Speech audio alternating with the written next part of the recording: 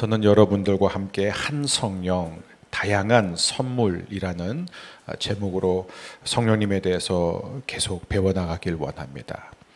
우리 성령님께서 주시는 선물을 카리스마타 이렇게 표현한다고 그랬죠.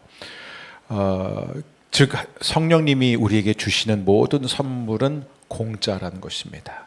그래서 그 뜻의 정확한 의미는 은혜 선물, 그러니까 이중으로 강조하는 거죠.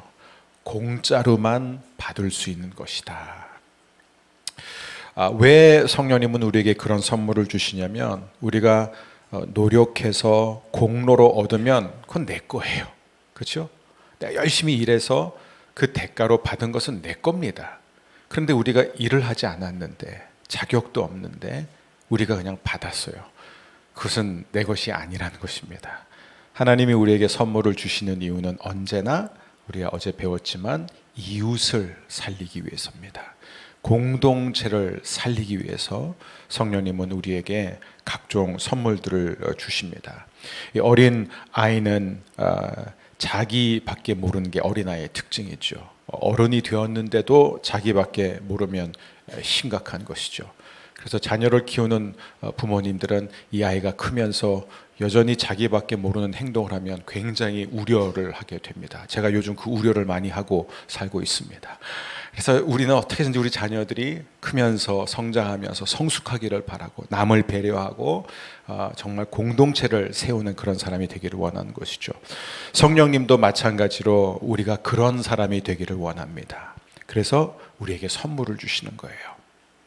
그런데 여러분, 오늘 굉장히 중요한 한 가지를 꼭 나누고 싶은데, 성령님은 모든 사람들에게 선물을 주십니다. 왜냐하면 자격 없이 주시는 것이기 때문에요. 자격이 있어야만 받는 거라면 아마 소수만 받을 거예요.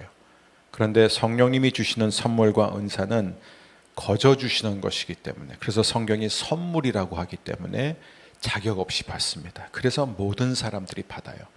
근데 여러분, 성령의 선물, 은사를 얼마나 많이 받느냐가 그 사람의 어떤 영적 성숙도는 아니라는 것이죠. 전혀 상관이 없습니다.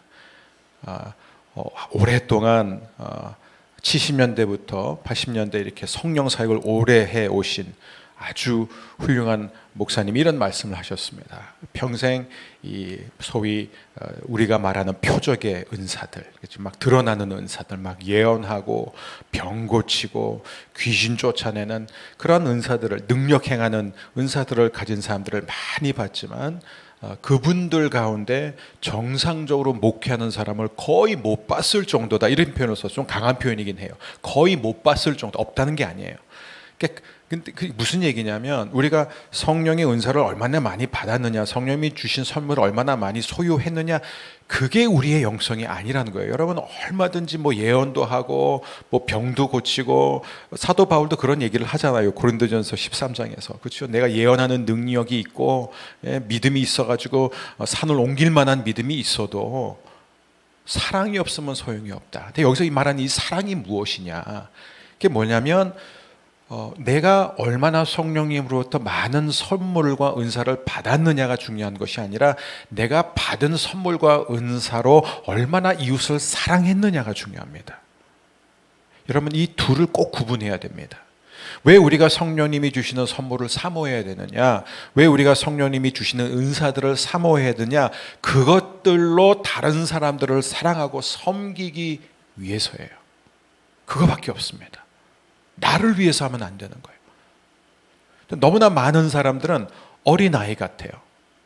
여러분, 이 집을 짓는데 굉장히 중요한 도구들이 있습니다. 근데 어린아이한테는 그건 다 장난감이에요.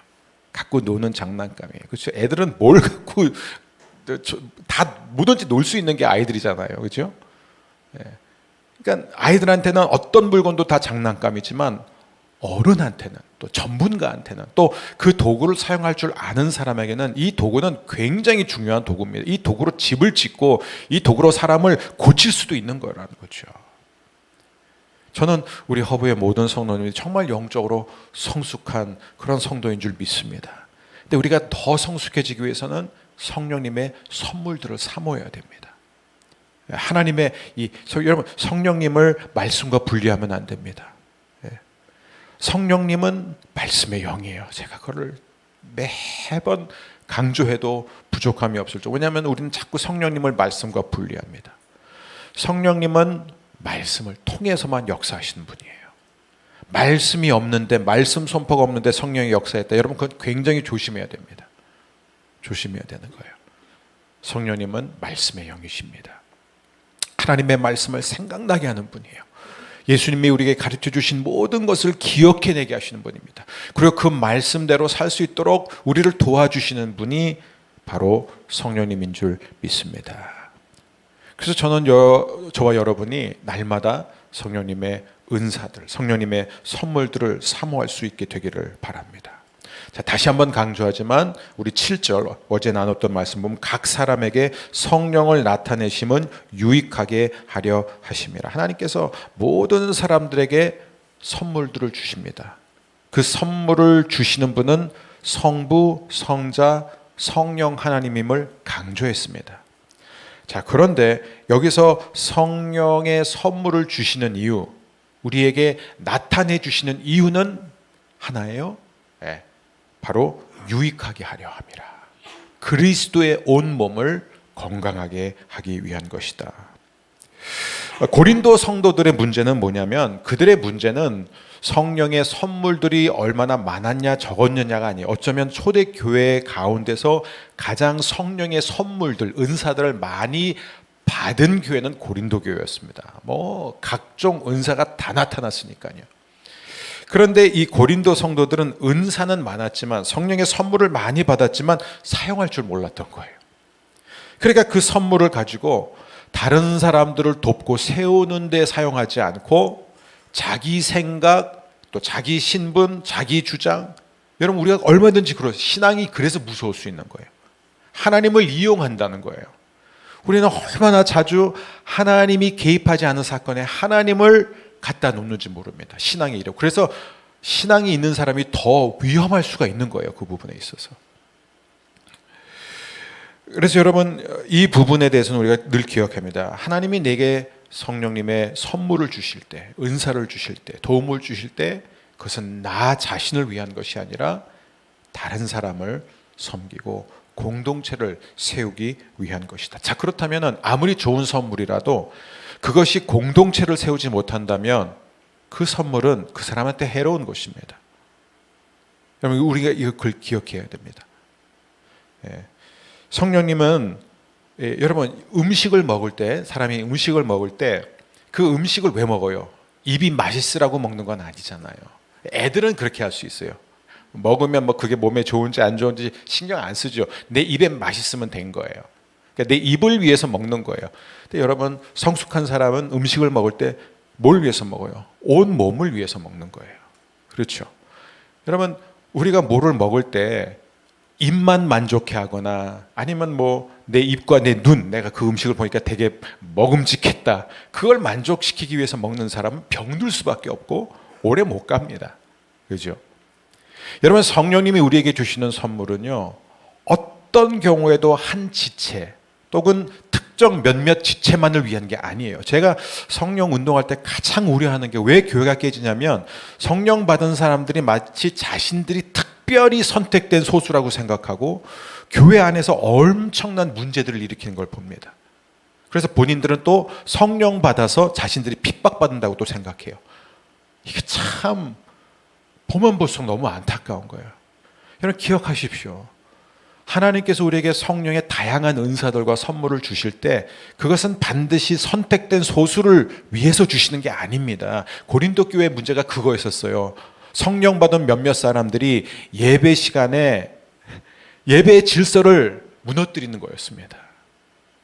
심지어 이 초대교회 다른 서신서들, 특별히 이제 교부들의 글을 보게 되면 목회자가 설교를 하는데 갑자기 어떤 젊은 성도가 자기가 성령 받았다 그러면서 자리에서 발떡 일어나더니 목회자를 향해 당신은 위선자다, 회개하라, 성령께서 말씀하신다, 이런 일들이 초대교회에 많이 일어났습니다. 그거는 교회를 세우는 일이 아니지요. 그리고 성령님은 그렇게 말씀하시는 분이 아닙니다. 우리가 다음 시간에 또 배우겠지만, 성령님 우리에게 어떤 은사들을 주시냐? 오늘 그 은사들의 목록이 나옵니다. 우리 8절, 9절, 10절 함께 읽겠습니다.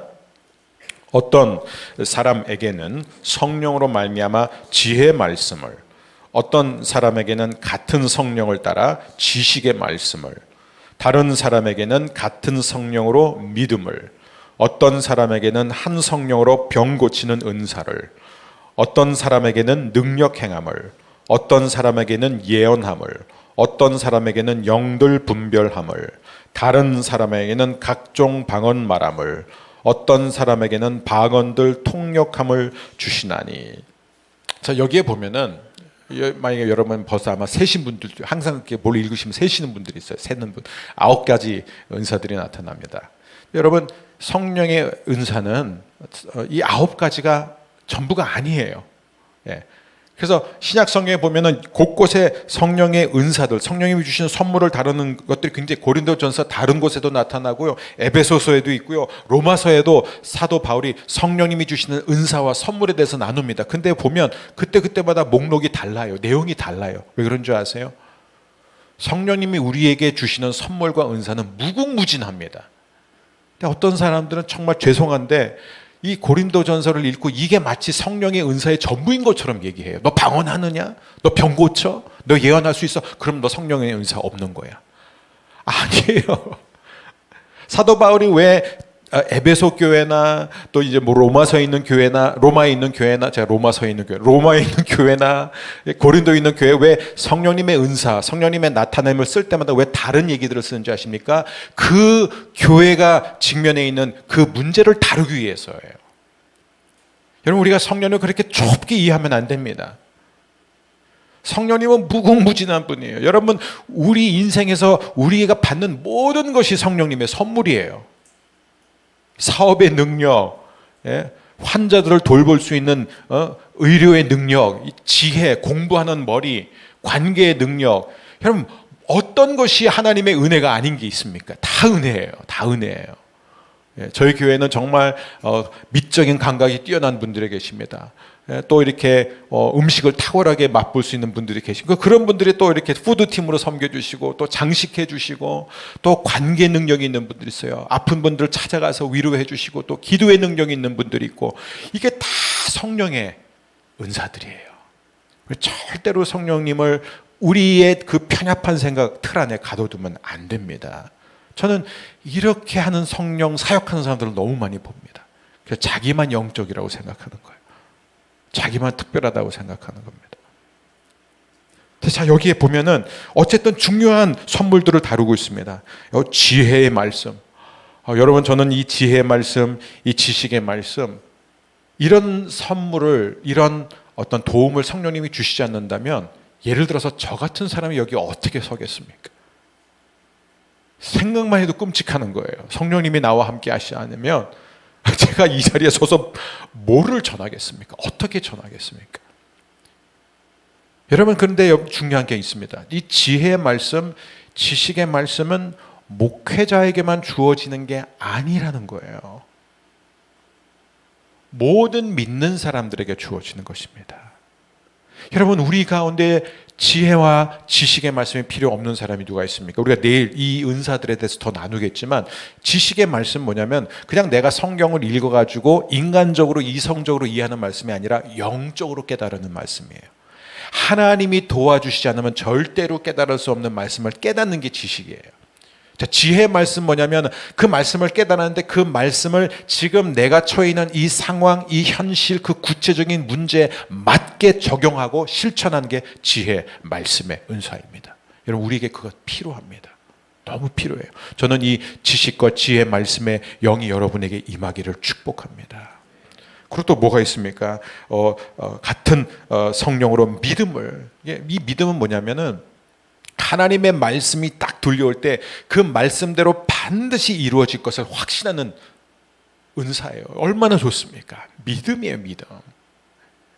그 다음에 또 어떤 사람에게는 한 성령으로 병 고치는 은사를 우리에게 주십니다.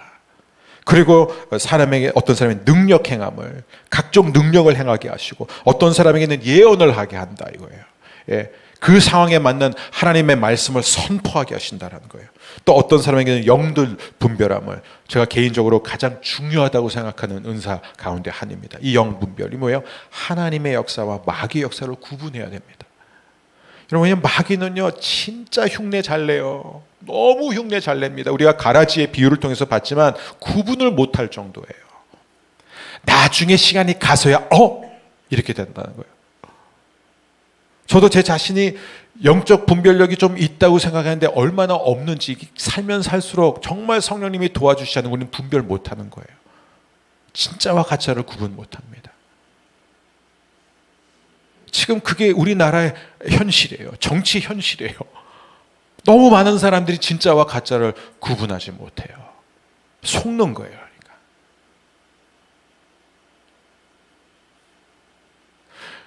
영적으로도 마찬가지입니다. 우리가 이걸 구분하지 못하면 넘어가는 거예요. 알아야지 대적을 할 거 아닙니까?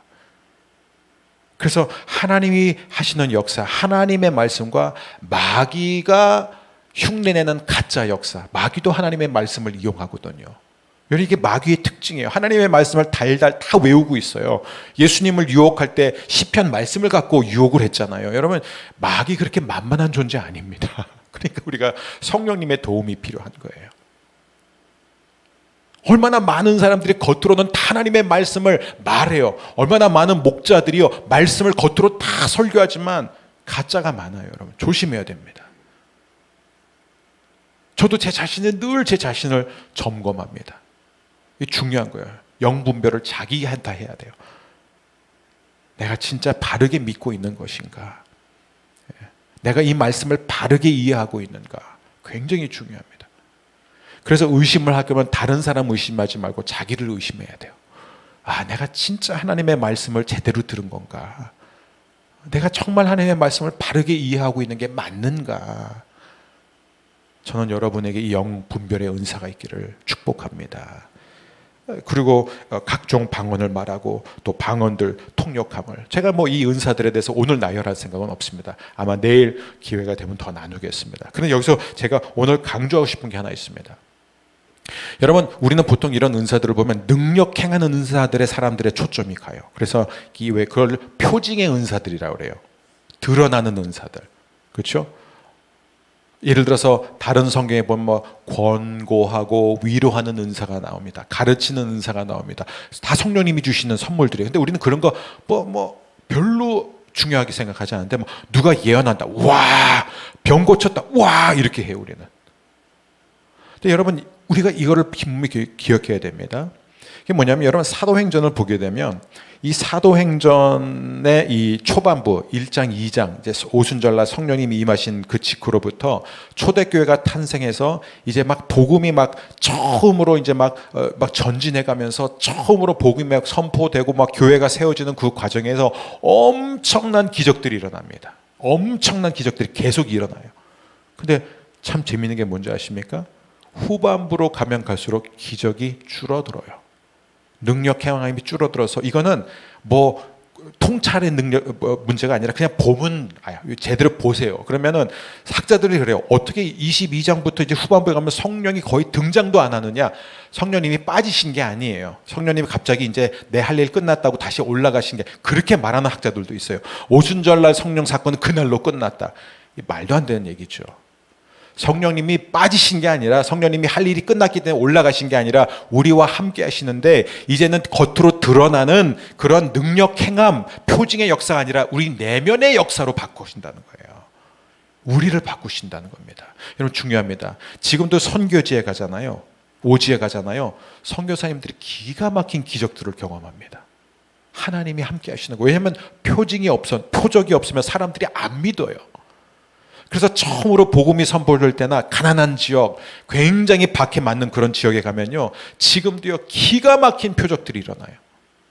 제가 하이디 베커라는 아마 독일계 여성인데 10대 때 혼자 이 아프리카로 가서 선교사로 헌신하면서, 이분은 어떤 기적까지 경험했냐면, 제가 이분이 버스턴에 와가지고 말씀을 전하고 간증하는 집회에 갔는데 이런 얘기를 해요. 실제로 자신을 향해 기관총을 쐈는데 총알이 다 그냥 다 비껴갔어요. 자기를 향해 쐈는데도 총알이 그냥 다 튕겨 나갔다는 거예요. 이런 기적도 경험합니다.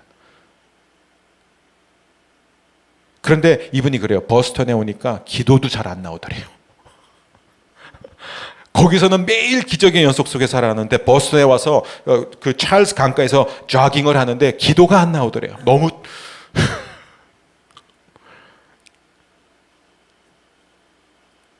여러분, 이건 우리가 잘 생각해야 됩니다. 성령님은 기적도 행하시고 능력을 행하시지만 그런 모든 표징의 역사를 일으키시는 이유는 결국 뭐예요?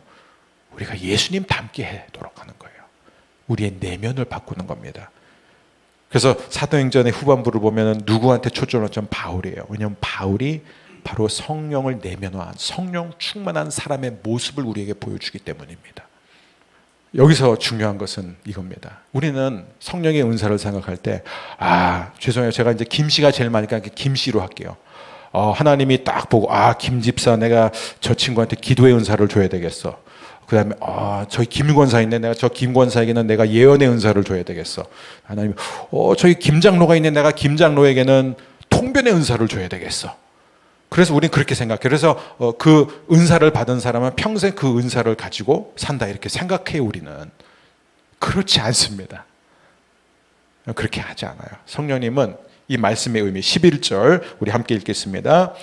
이 모든 일은 같은 한 성령이 행하사 그의 뜻대로 각 사람에게 나누어 주시는 것이니라. 여기서 여러분 기억해야 되는 게 8절 9절 계속 보면 한 성령 같은 성령 한 성령 같은 성령 한 성령 같은 성령 이걸 강조하면 한 분이 주시는 거예요 지금.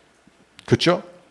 그런데 그것을 우리에게 주시는데 그의 뜻대로 각 사람에게 나누어 주시는 것이라. 헤카스토스라는 게 되게 중요한 표현이에요. 그러니까 모든 사람에게 그때마다 그분의 뜻대로 주신다. 이 얘기는 뭐냐면 여러분 제 얘기를 하겠습니다. 제가 처음으로 성령 세례를 받고 영적으로 새롭게 되었을 때 저에게 한 가지 은사만 온 게 아닙니다.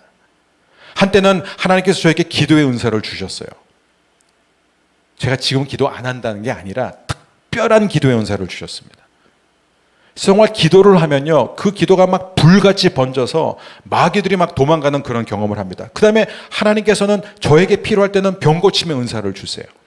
하나님께서 저에게 필요할 때는 분별의 은사를 주세요. 그래서 제가 때로는 어떤 사람에게 알지도 못하고 처음 본 사람한테 이렇죠 라고 말하면 그분도 놀라고 제가 더 놀래요. 왜냐하면 내가 왜 그런 말을 했지? 그런데 그 선물을 주시는 거예요. 여러분 기억하세요. 목회자, 선교사뿐만 아니라 모든 성도님들에게 성령님께서 그때마다 여러분에게 필요한 선물을 주시는 분인 줄 믿습니다. 믿으셔야 돼요. 왜냐하면 여러분 모두가 다 필요하면 성령께서 병을 고칠 수 있는, 병을 낫게 하는 은사를 주십니다. 성령께서 필요할 때마다 우리에게 지혜의 말씀, 지식의 말씀을 은사를 주세요. 하나님이 필요할 때마다 우리에게 방언의 은사를 주십니다. 통변할 수 있는 은사를 주세요. 예언의 은사도 주십니다. 여러분 이게 왜 중요하냐면은 우리는 절대로 성령님이 주시는 선물을 우리가 소유하는 게 아니에요. 모든 선물들, 은사들, 영적인 능력은 성령님이 소유하시는 거예요. 여러분 착각하지 마세요. 이거 내 거다? 이 시몬의 문제가 그거였어요. 나도 그 성령, 내가 돈을 줄 테니까 그 성령님을 내게 좀 줘가지고 내가 누구에게 기도하든 다 성령 받게 해달라고, 다 이런 기적이 나타나게 해달라고. 이게 위험한 겁니다. 이게 성령 회방죄예요. 이게. 오늘 말씀 맺겠습니다. 오늘 말씀 뭐냐? 주여 우리에게 성령의 선물들을 주시옵소서. 우리에게 필요한 성령의 은사를 주시옵소서. 그 선물과 그 은사로 사람을 살리게 하여 주옵소서.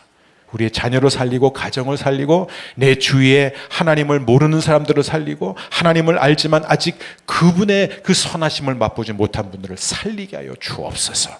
그것이 오늘 우리의 기도가 되기를 주의 이름으로 축복합니다.